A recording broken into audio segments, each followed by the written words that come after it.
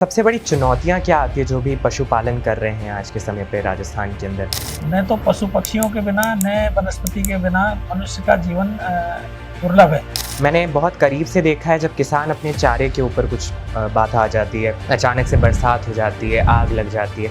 इसके लिए भी सरकार कुछ कर रही है? राजस्थान जो है अपने आप में एक अनूठा प्रदेश है पशुपालन के क्षेत्र में। जैसलमेर में हमने देखा महामारी फैल गई, गायें गौवंश इतना ज़्यादा खत्म हो गया। 2050 को टारगेट रख करके हम लोग आज ही अगर सोचना प्रारंभ करें तो हमारी ये व्यवस्थाएं जैसे पानी की उपलब्धता ये सारा किया जा सकता है। पशुपालक भाइयों को मेरा ये निवेदन रहेगा कि आप वैज्ञानिक विधि से पशुपालन करें। हमारे यहाँ क्षेत्र के अंदर कौन सा ऐसा लाइव स्टॉक है जो सबसे ज़्यादा देखा जाता है और उसका पालन, उसका सब कारण क्या है, कौन सा स्पेसिफिक ऐसा एरिया है? 90% से ज़्यादा ये संभावना है कि आपने सेक्स सॉर्टेड सीमन को अगर उपयोग करवाया, कृत्रिम गर्भधान में उससे करवाया तो उसको 90% से ज़्यादा बछड़ी पैदा होगी।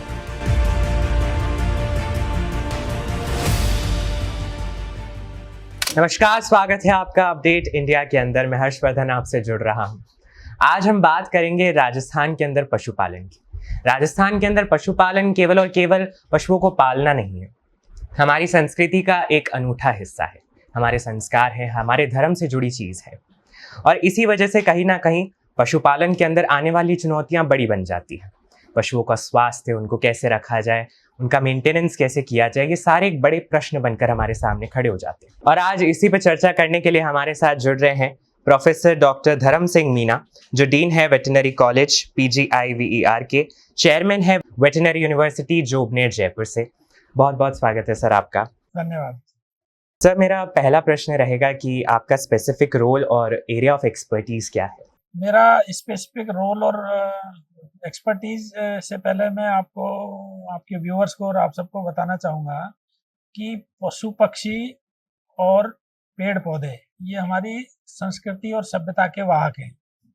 जब से मनुष्य का प्रादुर्भाव हुआ है तब से पशु पक्षी हमारे साथ हैं, साथ ही जिसको वनस्पति हम बोलते हैं, पेड़ पौधे, वो भी हमारे साथ हैं।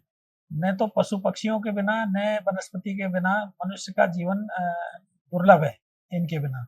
इसलिए राजस्थान राज्य जो है वो विश्व में, न केवल भारतवर्ष में, पूरे विश्व में एक अनूठी पहचान रखता है पशुपालन के क्षेत्र में, जिसमें हम विस्तार से चर्चा करेंगे।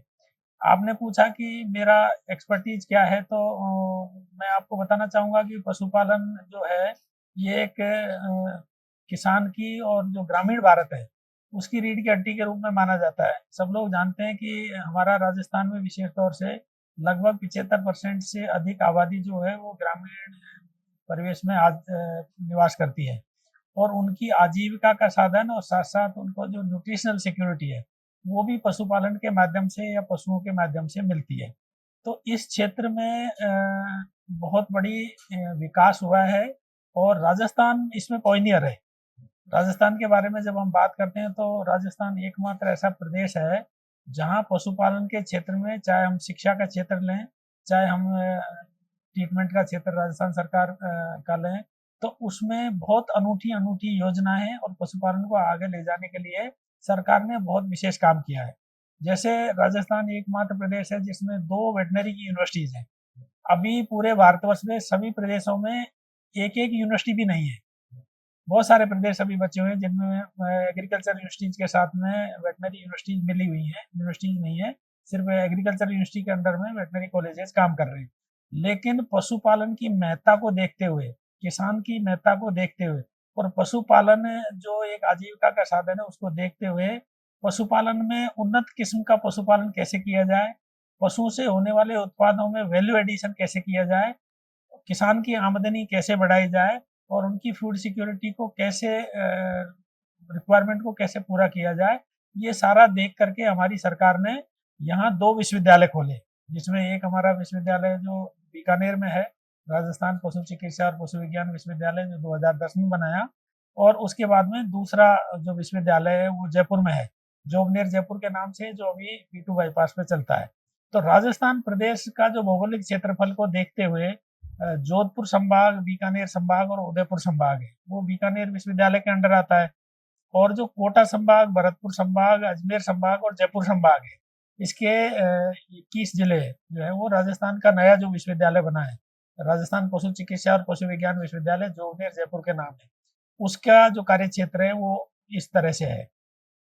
तो राजस्थान सरकार विशेष तौर से प्रोएक्टिव है, क्योंकि हम सब लोग जानते हैं कि हमारी जो आजीविका का साधन है वो फसल के साथ साथ, कृषि के साथ साथ पशुपालन बहुत बड़ा संबल का काम है। क्योंकि यहाँ राजस्थान में वर्षा जो है अनिश्चितता बनी रहती है, कभी यहाँ सूखा पड़ता है, कभी अकाल पड़ता है। तो वो सारी देख करके पशुपालन एक ऐसा क्षेत्र है जिसमें विभिन्न कठिन परिस्थितियों में भी हमारा जो पशुपालक है, किसान भाई है, जो ग्रामीण लोग हैं, वो अपनी आजीविका को बनाए रखते हैं। तो इसलिए मेरा जो ये फील्ड है, एक्सपर्टाइज है, वो संपूर्ण पशुपालन है। और हम पशुपालन के अंदर भी अगर हम वेटनरी के अंदर सोचें तो विशेष तौर से जो औषधि विज्ञान है, जिसको हम वेटनरी मेडिसिन बोलते हैं, उसमें मेरा जो पीजी पीएचडी का काम है वो वेटनरी मेडिसिन में किया हुआ है। सर अगला क्वेश्चन ये रहेगा कि हमारे यहाँ क्षेत्र के अंदर कौन सा ऐसा लाइव स्टॉक है जो सबसे ज़्यादा देखा जाता है और उसका पालन, उसका सब कारण क्या है, कौन से स्पेसिफिक ऐसा एरिया है? राजस्थान की जब हम बात करते हैं स्पेसिफिक, तो राजस्थान बहुत सारी जो पशुपालन के क्षेत्र में यूनिकनेस लिए हुए हैं। जैसे हमारे यहाँ का जो हम अगर ब्रीड की बात करें, तो पशुओं की नस्ल की जब बात करते हैं तो हमारी अपनी नस्लें हैं जो दुनिया में विख्यात है। जैसे राठी है, गोवंश की जब बात करें हम, राठी है, थारपारकर है, साहिवाल है, कांकरेज है। ये हमारे यहाँ राजस्थान में विशेष तौर से जो ब्रीड है गोवंश की, ये अपने आप में बहुत ही यूनिक है। और इनका जो उत्पादन है वो उत्पादन भी मीडियम है, मतलब ऐसा नहीं है कि हाईली प्रोड्यूसेबल नहीं है, लेकिन मीडियम उत्पादन होने के साथ साथ इनका जो उत्पादन है वो बहुत ही उपयोगिता भरा है। उसको उपयोगी बहुत है। जैसे दूध की बात करें हम, तो हमारी जो राठी गाय है, थारपारकर गाय है, उसकी दूध की गुणवत्ता बहुत अच्छी है, बहुत ही अच्छा पैलेटेबल है, दूध लोगों को पसंद है, देसी गोवंश। अगर हम क्वांटिटी वाइज बात करें तो हमारे राजस्थान में भी भैंस वंश का से दूध का उत्पादन काफी होता है। अगर कहें हम तो देश में भी लगभग 50% उत्पादन भैंस से होता है, और राजस्थान में भी स्थिति यही है। लेकिन भैंस के साथ साथ में गोवंश से भी हमारे यहाँ जो उत्पादन है वो लगभग 35% से लेकर 40% तक होता है। और बकरी पालन का भी यहाँ विशेष महत्व हो गया है। दूध के बारे में अगर हम सोचें तो लगभग 11-12% दूध उत्पादन भी विशेष तौर से हमारे यहाँ राजस्थान में बकरी से होता है।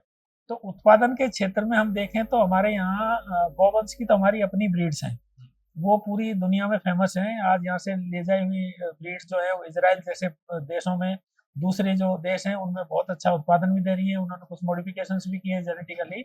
लेकिन हमारे यहाँ राजस्थान में भी और भारतवर्ष में भी, भारत में भी विभिन्न प्रदेशों में हमारी जो गोवंश है, चाहे राठी है, थारपारकर है, उन सबको, साहिवाल है, उन सबको भी दूसरे प्रदेशों में ले जा करके वहाँ भी प्रोपोगेट किया जा रहा है। तो अच्छा गोवंश है। बकरी का भी विशेष वो है। हमारे यहाँ भेड़ पालन का बहुत विशेष महत्व रहा है।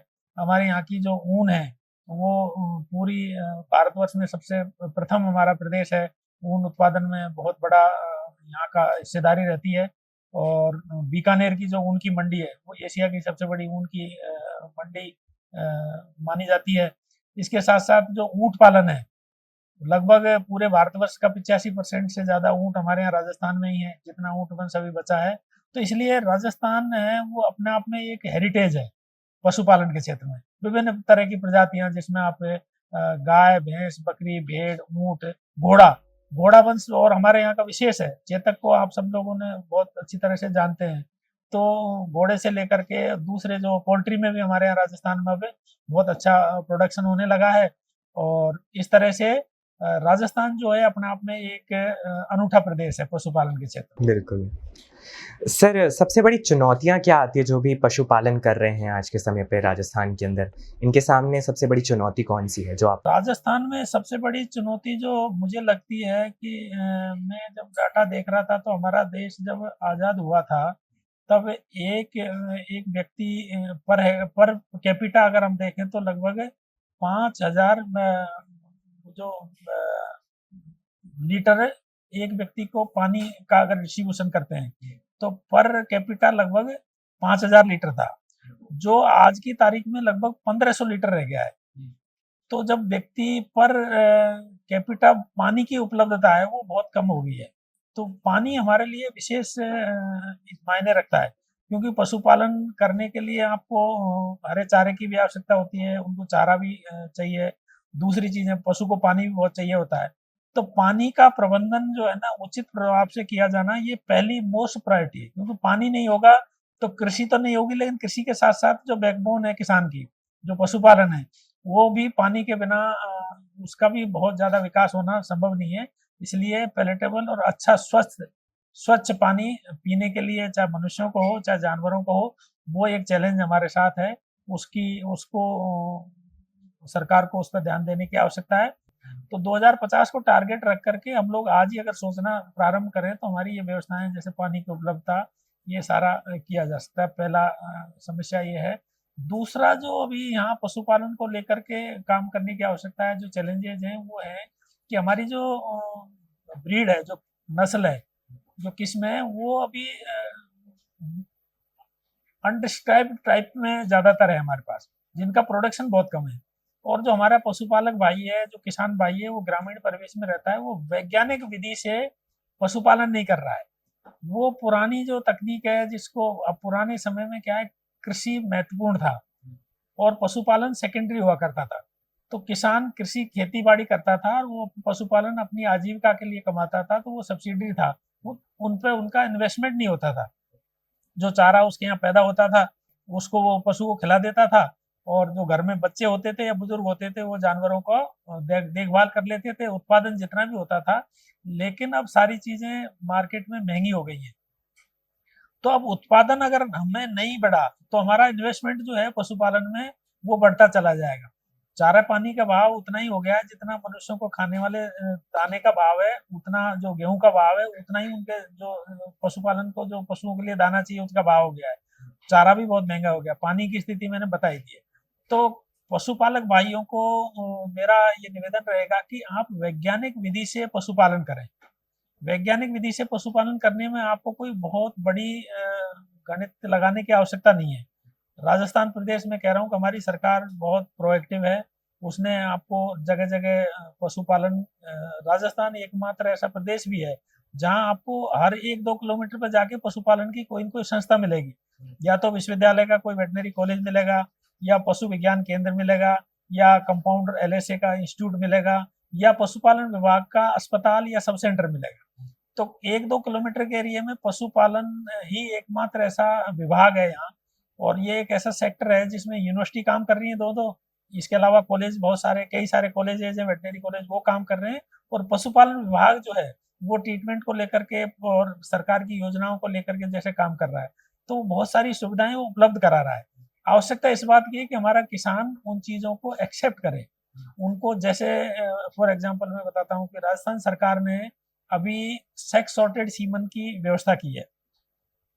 बहुत ही कॉस्टली है। भारत सरकार से राजस्थान सरकार ने टाई अप किया, सब्सिडी बेसिस पे sex sorted semen. Sex sorted semen का मतलब ये होता है कि हमारे यहाँ अभी मेल जो काफ है, चाहे गाय, विशेष तौर से गोवंश का जो बछड़ा है, उसकी क्योंकि उपयोगिता कम हो गई है, तो उपयोगिता कम होने के नाते उसमें इन्वेस्टमेंट तो होता है, खर्चा उतना ही होता है उसको पालने के लिए, लेकिन उसकी उपयोगिता नहीं है। तो उसकी आवश्यकता नहीं होने के नाते लोग उसको छोड़ देते हैं, उसको पालते नहीं है। तो सेक्स सॉर्टेड सीमन में यह है कि आपको बछिया मिलेगी उसमें।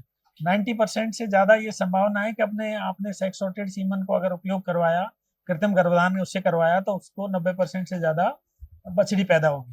तो बछड़ी पैदा होगी तो बछड़ी फीमेल होती है, फीमेल से उत्पादन लिया जाता है। तो पशुपालन भाइयों को, पशुपालकों को आवश्यकता इस बात की है कि वो इस चीज़ को समझें। आपके पास के अस्पताल में आप डॉक्टर को जाकर के वहाँ कहें कि भाई मेरा जब जानवर हीट में आता है, जिस समय कृत्रिम गर्भधान किया जाना है, तो उसको बताएं कि हमें सेक्स सॉर्टेड सीमन से एआई करवानी है। तो उससे आपको, आपका अच्छा उत्पादन भी होगा, क्योंकि ये वैज्ञानिक विधि से तैयार किया हुआ सीमन है, जिसमें अच्छे, जो उसका मेल सांड होता है, वो उसकी कैपेसिटी अच्छी होती है दुग्ध उत्पादन की, उसकी पेरेंटल देखा जाता है। तो उत्पादन क्षमता भी बढ़ेगी आपकी, और फीमेल पैदा होगी उससे। ऐसे ही राजस्थान जो है, वो वैज्ञानिक विधि से अगर पशुपालन करेंगे, तो हमारी राजस्थान सरकार ने, ये भी एक यूनिकनेस है कि फ्री मेडिसिन, जैसे मनुष्यों में फ्री मेडिसिन दी जा रही है, इसी तरह से राजस्थान सरकार ने पशुपालन विभाग में पशुओं के लिए फ्री मेडिसिन की व्यवस्था की हुई है। पशुपालक का अगर अपना पशु बीमार हो जाता है तो उसको कहीं कोई एक पैसा खर्च करने की आवश्यकता नहीं है। आपके निकटतम पशु चिकित्सालय में, जो आपके घर से 2 किलोमीटर मैक्सिमम, नहीं तो आपके घर से 1 किलोमीटर की दायरे में कहीं न कहीं आपको पशुपालन की कोई न कोई संस्था मिलेगी। तो वहाँ जाकर के आप अपने पशु का निःशुल्क इलाज करा सकते हैं। लेकिन आवश्यकता इस बात की है कि पशुपालक भाई ये ध्यान नहीं रखता कि उसका पशु बीमार हो गया है, कई दिनों तक इंतज़ार करता रहता है। वो अपने हिसाब से या तो ट्रीटमेंट कराता है या ट्रीटमेंट नहीं कराता है, और पशु अगर गंभीर बीमार हो जाता है, तब जाकर के वो ध्यान देता है। तो उसका उत्पादन भी घट जाता है, पशु बीमार भी हो जाता है। तो इस प्रकार से वैज्ञानिक विधि से पशुपालन करें, कृत्रिम गर्भाधान में सेक्स सॉर्टेड सीमन का उपयोग करें, निःशुल्क पशु जो औषधि प्रोवाइड कराई जाती है राजस्थान सरकार द्वारा, उसका लाभ लें। इसके साथ-साथ जैसे मनुष्यों में बीमा होता है, वैसे ही हमारी सरकार ने पशुओं के लिए बीमा की व्यवस्था की हुई है। और बीमा में भी आपके 10 जो गौवंश है उसको आप करवा सकते हो फ्री। बीमा 42 लाख के आसपास लगभग बीमा जो का टारगेट हमारी राजस्थान सरकार ने रखा है, क्योंकि हमारे राजस्थान में 568 लाख का पशुपालन है, इतनी जनसंख्या है उसकी। तो उसमें से सरकार हर साल टारगेट रखती है, तो इस साल का जो टारगेट था तो 42 लाख का टारगेट है कि आप बीमा राजस्थान सरकार करवाएगी। तो उसमें पशुपालक भाइयों को ध्यान नहीं, हमेशा से ये टारगेट पूरे नहीं होते हैं। पशुपालक भाई इसका लाभ नहीं ले पाते हैं, उनको मालूम नहीं होता है या ध्यान नहीं देते हैं। तो पशुओं का बीमा कराना है, पशुओं को अच्छा दाना खिलाना है, उसके लिए भी आपको वैल्यू एडिशन के लिए राजस्थान सरकार के साथ-साथ भारत सरकार ने भी बड़ी योजनाएँ चला रखी हैं। राजस्थान सरकार में RCDF, Rajasthan cooperative dairy federation है। डेयरी फेडरेशन का भी अपना अपनी एक बहुत ही अनूठा और बहुत अच्छा पशुपालक भाइयों के लिए काम चल रहा है। वो जो पशुपालक भाई दूध आरसीडीएफ को देते हैं या उनके संघों के माध्यम से जो कलेक्ट होता है, तो उनको 5 रुपए की सब्सिडी दी जाती है प्रति किलो दूध पे। तो इतनी सारी योजनाएँ पशुपालन में, आप चाहे आरसीडीएफ के माध्यम से, चाहे पशुपालन विभाग के माध्यम से, चाहे वेटनरी यूनिवर्सिटीज़ के माध्यम से, चाहे वेटनरी कॉलेजेस में काम हो रहा है, रिसर्च का काम हो रहा है। यहाँ के जो बच्चे पढ़ कर के जा रहे हैं, वो अच्छे एक्सपर्ट बन रहे हैं, देश-विदेश में जाकर के यहाँ का नाम रोशन कर रहे हैं प्रदेश का। इसके साथ-साथ पशु विज्ञान केंद्र हर जिले में खोले हुए हैं पशुपालन विभाग के। तो राजस्थान में अनूठा जो प्रयोग है वो हो रहा है। आवश्यकता इस बात की है कि हमारे पशुपालक भाई जो हैं, उनके सामने जो चैलेंजेज़ हैं, उनसे उभरने के लिए वो हमारे पास आएँ। राजस्थान सरकार के जो जो बनाए हुए हैं अस्पताल हैं, चाहे हैं, वहाँ तक जाने की आवश्यकता है। या उसके अलावा भी आप देखो, राजस्थान सरकार ने 1962 नाम से एक एम्बुलेटरी सिस्टम चला रखा है। वो वैन चला रखी है जो घर-घर जाकर के पशुओं का इलाज करती है। तो आप अगर पशु को ले जा नहीं सकते हो तो आप 1962 पे फ़ोन करो। फ़ोन करने के बाद में आपका जो पशु चिकित्सक है, वो वाहन लेकर के, वैन लेकर के वहाँ आएगा और वो आपके घर पे बैठ के आपका इलाज करके जाएगा पशु का। सर, पशुओं के इंश्योरेंस की बात आपने की, पॉलिसीज़ की बात आपने करी। मैंने बहुत करीब से देखा है जब किसान अपने चारे के ऊपर कुछ बात आ जाती है, अचानक से बरसात हो जाती है, आग लग जाती है, तो क्या इसके आसपास भी कोई पॉलिसीज़, इंश्योरेंस ऐसा है? क्योंकि वो बहुत सालों की मेहनत होती है, इसके लिए भी सरकार कुछ कर रही है? पशुओं के बीमा के लिए सरकार, मैंने बताया आपको, पशुओं के बीमा के लिए सरकार ने प्रावधान किया हुआ है। उसमें जैसे हम गाय, गौवंश का, भैंस का देखें तो 40,000 का बीमा की टारगेट किया हुआ है कि आपका अगर कोई भैंस वंश है या गौवंश है तो वो 40,000 तक का बीमा अपनी उसका करा सकते हैं। ऐसे ही भेड़ बकरी हैं तो उनका 4,000 का बीमा राजस्थान सरकार करवाती है। इसी के साथ-साथ भारत सरकार की योजना है जिसमें आपका एनएलएम है, राष्ट्रीय गोकुल मिशन है। इसके तहत पशुपालक भाइयों के लिए, किसान भाइयों के लिए बहुत सारी ऐसी योजनाएँ जिनमें सब्सिडी है, टेल एंडेड सब्सिडी है, जिसमें आप अपना जो फीड एंड फॉडर का स्टोरेज, जैसे आप कह रहे हो ना, ग्रामीण परिवेश में हमें बहुत बार ऐसा देखने को मिलता है, चूँकि मैं ग्रामीण परिवेश का ही रहने वाला हूँ, हमेशा गाँव में ही अधिकतर समय रहता हूँ। तो मुझे बहुत जगह देखने को मिलता है कि गर्मियों के समय में विशेष तौर से पशुपालकों के यहाँ कच्चे घर होते हैं। तो कच्चे घर में आग लग जाती है। तो आग लगने के बाद में क्या होता है कि पशु जो है वो पशु बंधा हुआ रहता है खूंटे से। तो पशु न तो बाहर निकल पाता है, किसान का या तो जो चारा होता है वो भी जल जाता है, उसके साथ-साथ उसकी जो चीज़ें हैं वो जल जाती है।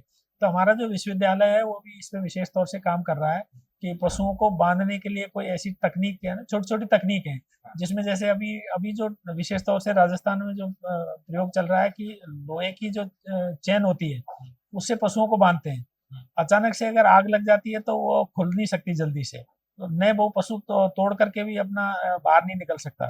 तो अधिकतर जो कैजुअलिटीज़ होती हैं वो इसलिए हो जाती हैं कि वो कच्चा घर जलता है तो पशु बाहर नहीं निकल पाता है।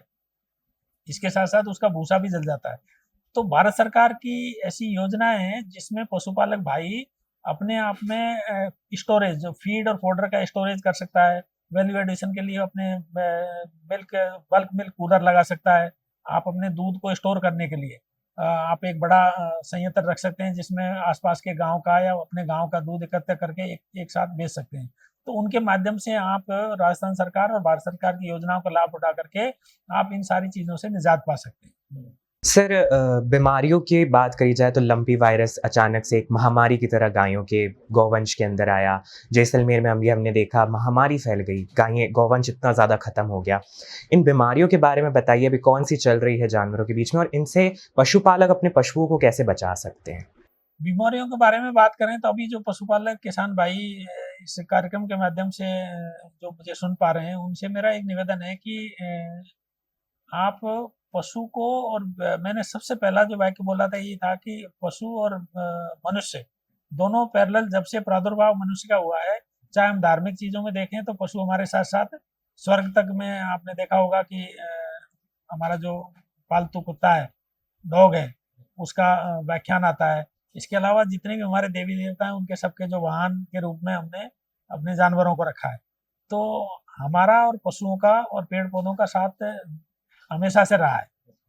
तो राजस्थान में भी राजस्थान तो इस मामले में और विशेष तौर से जो हमारे लोक देवता हैं, वो भी उनके आपने देखा होगा कि कोई लोक देवता है वो सर्प के उनकी कोई चिन्ह जो है वो सर्प के साथ है, किसी का गौवंश के साथ है और हमारा तो सबसे बड़ा जो गोपालक था, वो कृष्ण भगवान को मानते हैं। तो वो हमारे जो है उनको विशेष तौर से बहुत बड़े नंद बाबा जो पशुपालक थे, उनके पुत्र के रूप में उन्होंने गोपालन जब शुरू किया, तो वो विशेष उत्सव मनाया गया था उस समय जब वो पहली बार गाय चराने गए थे। तो गोपालन का विशेष महत्व तो है ही। बीमारियों के बारे में पशुपालक भाइयों को मैं बताना चाहूँगा कि मौसमी बीमारियों पे विशेष फ़ोकस और ध्यान रखने की आवश्यकता है। जैसे इस समय राजस्थान का तापमान विशेष तौर से बढ़ा हुआ है, गर्मी का मौसम है, तो गर्मी के मौसम में जैसे लू हम लोगों को लगती है, वैसे ही हीट स्ट्रोक के केसेज़ जानवरों में भी आते हैं। चाहे वो भैंस वंश हो, गौ-वंश हो या फिर छोटे जानवर हों। तो लू से बचने के उपाय करने चाहिए एक तो, कि भैंस और गाय वंश को सुबह-सुबह आप जल्दी 10 बजे से पहले नहला-धुला करके, खाना खिला करके उनको छाया में बाँधना चाहिए। छाया में भी विशेष तौर से ऐसी जगह हो जो खुला नहीं हो, क्योंकि गर्म हवाएँ चलती हैं। इसके साथ-साथ दोपहर के समय उनको नहलाएँ नहीं, विशेष तौर से भैंस को और उनको क्योंकि वो उसकी कलर भी ब्लैक होता है और दूसरे जानवर हैं उनको भी दोपहर में नहीं नहलाएँ। समय-समय पर दिन में कई बार पानी पीने के लिए दें। और पानी के साथ-साथ शाम सुबह उनको अच्छा चारा जिसमें दाना भी हो, वो भी खिलाना चाहिए जिससे हीट स्ट्रोक से बचा जा सके।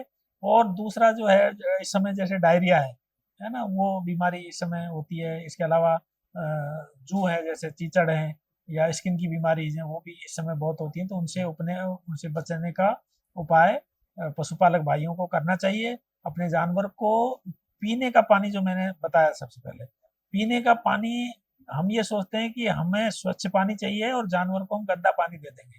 लेकिन इस मिथ को मैं सभी को आपके इस चैनल के माध्यम से बताना चाहूँगा कि आप अपने पशु को जितना स्वच्छ पानी देंगे, उतना अच्छा उत्पादन लेंगे, उतनी उसका स्वास्थ्य भी उतना ही अच्छा रहेगा। इसलिए मनुष्य में और पशु-पक्षी में बिल्कुल कोई अंतर नहीं है। उनको दिन जितना अच्छा आप स्वच्छ भोजन देंगे, जितना अच्छा स्वच्छ पानी देंगे, उतना उत्पादन भी लेंगे, उतना उनको खुश भी रखेंगे। एक विशेष तौर से और मैं यहाँ बताना चाहूँगा, जो हमारे बुजुर्ग लोग हैं, वो जो राजस्थान के लोग जो सुन पा रहे हैं या कहीं के भी सुन रहे हैं, वो सब लोग इस बात को भी बहुत अच्छी तरह से जानते हैं पुराने लोग कि पशुओं को खुश रख कर के उनसे जो उत्पाद लिया जाता है, उसकी वैल्यू उसको अगर उपयोग में किया जाता है, तो वो आपका मानसिकता को भी आपको मानसिक रूप से भी बहुत अच्छा फ़ील होगा और आपकी प्रगति और आपका जो वृद्धि भी अच्छी होगी। अगर आपको पशु से उत्पादन लिया, जैसे बहुत सारे लोग हैं वो ऑक्सीटोसिन का इंजेक्शन लगा करके पशु को नाराज करके या उसका जबरदस्ती दूध निकालने की कोशिश करते हैं। ऐसा लिया हुआ उत्पाद है, वो उतना उपयोगी नहीं हो सकता जितना आप जानवर को खुश रख करके और उसको अच्छा स्वच्छ पानी पिलाएंगे, समय पे उसका दूध लेंगे निकालेंगे, उससे अच्छा खाने को देंगे, तो वो अगर खुश होकर के उत्पाद देता है पशु, तो उसकी एक अपने आप में अलग एक यूनिक अच्छी वैल्यू होती है। सर खान पान में किस चीज़ का ध्यान रखा जाना चाहिए? अगर चारा किस प्रकार का खिलाना चाहिए? गर्मियों में कुछ विशेष चीज़ें ध्यान में रखनी चाहिए कि भाई गौवंश की अगर अपन बात करें तो, कि क्या उनको ऐसा खिलाया जाए? किस चीज़ का सबसे ज़्यादा ध्यान रखना चाहिए? गर्मी के समय में बड़े जानवरों में जो ध्यान रखने की आवश्यकता है वो ये है कि गर्मी के समय में राजस्थान के बहुत सारा क्षेत्रफल ऐसा है जिसमें हरा चारा उपलब्ध नहीं होता। बरसात के समय और सर्दी में हरा चारा उपलब्ध होता है और हम सब लोग जानते हैं कि हरा चारा जो है विशेष तौर से जानवरों को विटामिन बहुत सारे जो न्यूट्रिएंट ऐसे हैं जिनको हरा चारे के रूप में उनको मिलते हैं। अगर हरा चारा नहीं मिल रहा है तो पशुपालक भाइयों को मेरा विशेष तौर से कहना है कि उनको बैलेंस राशन के रूप में एक संतुलित आहार खिलाएं। संतुलित आहार में आपको उनको जो संतुलित आहार की विधि हम लोग हमारे यहाँ जो किसी भी संस्था में अगर चले जाएंगे, वैसे पशुपालक भाई अच्छी तरह से जानता है ग्रामीण परिवेश में अलग अलग जगह लोग कहीं खड़ को भिगो करके और उसकी सांदी करके खिलाते हैं पशुओं को, कहीं वो गेहूं का चूरा खिलाते हैं, कहीं जहाँ अगर पैदा हो रहा है चना तो चना खिलाते हैं। लेकिन जो वैज्ञानिक विधि से मैं कह रहा था संतुलित आहार जो अगर खिलाना है तो अगर आपको मालूम नहीं हो तो आपके पास में जो भी संस्था है नियरेस्ट, अगर कोई वेटनरी कॉलेज है, यूनिवर्सिटी है या पशुपालन विभाग का आपका कोई भी अगर साथ में ऑफिस है, चाहे वो अस्पताल है चाहे वो सब सेंटर है, वहाँ अगर जाकर के आप ये जानकारी चाहेंगे कि पशुओं को संतुलित आहार कैसे दिया जाए, संतुलित आहार में क्या क्या होता है, उसमें मिनरल मिक्सचर भी होता है, उसमें नमक भी होता है, उसमें आपका वसा भी होती है, कार्बोहाइड्रेट भी होता है, प्रोटीन भी होता है। तो उनका अगर हम बैलेंस बना करके खिलाएंगे तो उसकी प्रगति भी होगी, उससे उत्पादन भी अच्छा लिया जा सकता है। तो गर्मी के समय में जो ध्यान रखने की आवश्यकता है वो ये है कि आपको चारा और दाना दोनों खिलाने हैं, इसके साथ साथ आपको मिनरल मिक्सचर जो हमारी राजस्थान सरकार दवाइयों के साथ साथ फ्री वाला भी मिनरल मिक्सचर भी राजस्थान सरकार के पशुपालन विभाग के द्वारा वितरित किया जाता है, उसका उपयोग करना चाहिए। साथ में आपके साथ में नमक, जिस तरह से हम लोग मनुष्यों को नमक की आवश्यकता होती है वैसे ही पशुओं को भी नमक की आवश्यकता होती है। तो जो बांटा होता है उसमें नमक जरूर डाल करके और पशुओं को खिलाएं। साथ में किसान भाई जो है हमारे विशेष तौर से ये ध्यान रखें कि पशुओं से जिससे हम उत्पादन लेते हैं दूध का रंग सफेद होता है, तो सफेद उत्पादन दूध पशु के शरीर से दूध आता है ना, तो उसमें कैल्शियम की विशेष कमी हो जाती है। तो हमारे जो पशुपालक भाई हैं वो ऐसी डाइट नहीं देते, उनको ये मालूम नहीं होता है कि कैल्शियम किससे आता है। तो उनको मैं ये बताना चाहूंगा कि आप कोई महंगी महंगी कैल्शियम की, हम ये नहीं कहते आपको कि आप बाजार से बोतल खरीद करके महंगी उसको खिलाएं। उसका सीधा सा उपाय मैं आपको बता देता हूँ कि आप जिस भी बर्तन में खेड़ी में विशेष तौर से गांव में एक खेड़ी ना होती है जिसमें हम पशुओं को पानी पिलाते हैं, तो उसमें खेड़ी में अगर आप उसको साफ करके और जैसे हम घर को लीपते हैं वैसे ही अगर खेड़ी को आप चूने से लीप, चूना वो सिंपल जो वाला जो चूना होता है उससे अगर लीप के साफ करके सुखा करके और उसमें पानी डालेंगे तो पानी में स्वच्छ पानी भी रहेगा, उसमें गंदगी भी नहीं होगी और उसके माध्यम से पशुपालक भाइयों को, किसान भाइयों के जो जानवर हैं उनको कैल्शियम की पूर्ति भी होती रहेगी। तो कैल्शियम की पूर्ति के लिए उनको इस तरीके से देना चाहिए, आपको मिनरल मिक्सचर साथ में दिया जाना चाहिए, साथ में नमक हो और बैलेंस राशन, और अगर संभव हो तो हरा चारा अगर उपलब्ध हो तो वो दें, नहीं तो आप उसको सूखा चारा अगर देते हैं तो उनके साथ में आपको बैलेंस राशन है वो साथ मिला करके खिलाएंगे तो उनकी पूर्ति होती रहेगी। सर ऊँटों के अगर ऊपर बात करी जाए, ऊँट पालन के ऊपर राजस्थान के अंदर सबसे ज़्यादा होता है, पर इसके बारे में हमारे पास कोई जानकारी नहीं है। आप हमें बताइए कि आखिर ये ऊँट पालन कैसे किया जाता है? क्या सांस्कृतिक वैल्यू रहे हैं इसके पीछे छिपे राजस्थान के अंदर? अब ऊँट को रेगिस्तान का जहाज कहा जाता था। आज जैसा मैंने बताया कि जैसे मैकेनाइजेशन हुआ है, जैसे पक्के रोड बने हैं, जैसे ट्रांसपोर्टेशन के साधन बढ़ गए हैं, कृषि में भी उसकी उपयोगिता बैल की और ऊँट की उपयोगिता कम हो गई है। पशुपालन को हम लोग जानते हैं कि हम किस तरीके से हमारा जो सभ्यता है उसके साथ साथ बचाते चला है, चूंकि पशुपालन से उत्पादन लिया जाता है। तो जब तक कोई पशु उत्पादन देता है तब तक उसकी वैल्यू रहती है और उत्पादन नहीं देने के बाद में उसकी वैल्यू कम हो जाती है। अब जब तक उसमें इन्वेस्टमेंट नहीं था, जब तक धार्मिक रूप से लोग उसको रखते थे। लेकिन जब महँगाई इतनी बढ़ गई है और लोग अपने आप को, परिवार को मेंटेन करने में ही लगे रहते हैं, तो उनको जो पशु से उत्पादन नहीं लिया जाता है, वो उसको मेंटेन करना बहुत मुश्किल हो जाता है। तो ऐसे में पशुओं से कोई न कोई काम लिया जाना आवश्यक है। इसलिए ऊँट पालक जो भाई हैं, उनसे मेरा ये कहना है कि ऊँट जो है वो न सिर्फ़ ट्रांसपोर्टेशन के काम आता है, ऊँट के बहुत सारे उत्पाद ऐसे हैं जिनकी मेडिसिनल वैल्यू है, औषधीय महत्ता है। जैसे ऊँट का दूध है, ऊँटनी का दूध है, उसका विशेष महत्व है। उस पे बहुत सारी रिसर्च चल रही हैं, कुछ रिसर्च हमारे यहाँ भी हुई हैं। अभी तक ये जो अभी तक रिसर्च हुई है उसमें ये पाया गया है कि ऊँटनी का दूध है, वो जो मधुमेह जो रोग है, उसके निवारण में काम आता है। इसके अलावा ऊँटनी के दूध की आइसक्रीम भी हमारे यहाँ बीकानेर में हम सब लोग राजस्थान के लोग भाग्यशाली हैं कि पशुपालन विभाग जिस तरह से राजस्थान सरकार काम कर रही है, भारत सरकार की भी बहुत सारी संस्थाएँ जो हमारे यहाँ हैं। जैसे हमारा एनआरसीसी है, केंद्रीय ऊँट का जो सेंटर है, नेशनल सेंटर ऑन कैमल जो है, वो एनआरसीसी बीकानेर में है। ऐसे ही घोड़े वाला जो है हमारा बीकानेर में है। ऐसे ही हमारा भेड़ का जो सेंटर है वो इसमें है, हमारा टोंक में है। तो ऐसे राजस्थान के जो पशुपालन विभाग की जो राष्ट्रीय संस्थाएं वो भी यहाँ है, तो वो भी उस पर काम कर रही है। तो ऊँट पे बीकानेर में काम हो रहा है, उसकी औषधीय जो गुण है, ऊँट के दूध के हैं, ऊँट की जो बूल है, उसको भी काम में लिया जा रहा है।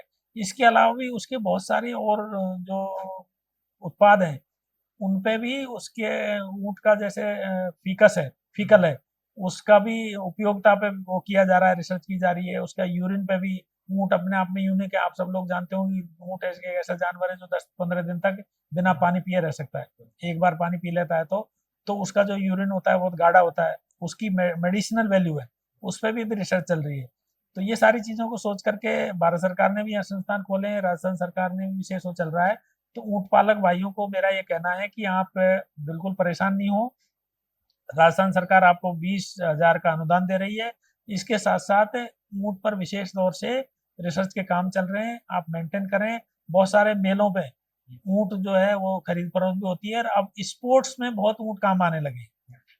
बहुत विदेशों में ऊँट की दौड़ होती है और ऊँट दौड़ को विशेष तौर से जो सऊदी अरब है, ये जो कंट्रीज़ हैं, उनमें तो विशेष तौर से ऊँट एक बहुत अपने आप में ऊँट की बहुत वैल्यू है और वहाँ लोग, हमारे यहाँ तो क्योंकि हमारा प्रदेश का पशु है, इसलिए उसको हम बाहर भेजते भी नहीं है, उस पे बैन भी लगा हुआ था।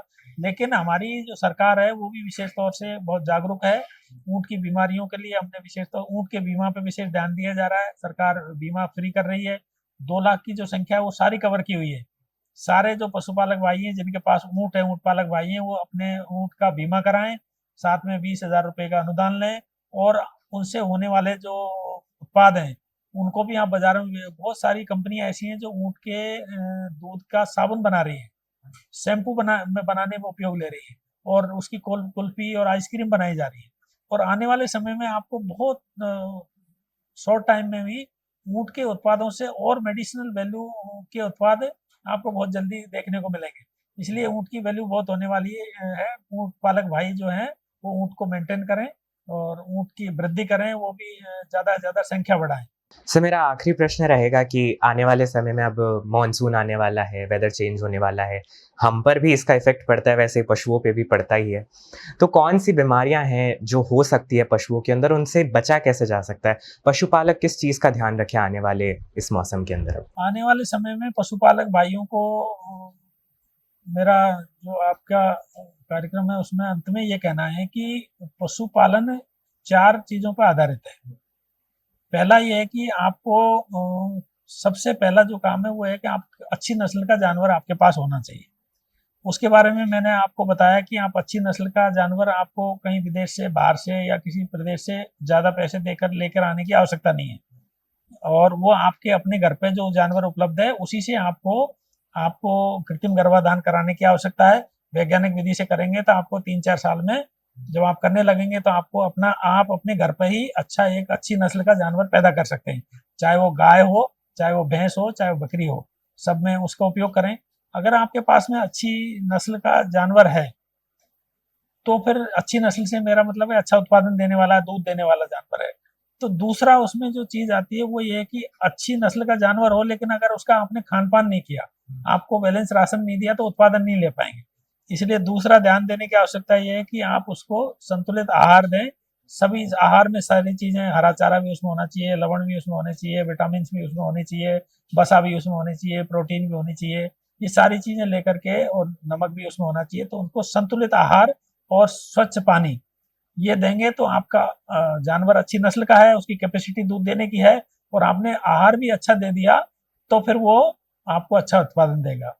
तीसरा जो विशेष ध्यान रखने की आवश्यकता है कि आपका जानवर अच्छा भी है और उसको उत्पादन, आपने आहार भी अच्छा दिया, लेकिन वो बीमार है, और आपने अगर बीमारी का इलाज नहीं कराया, बीमार हो गया, तो फिर भी उत्पादन नहीं ले पाएगा।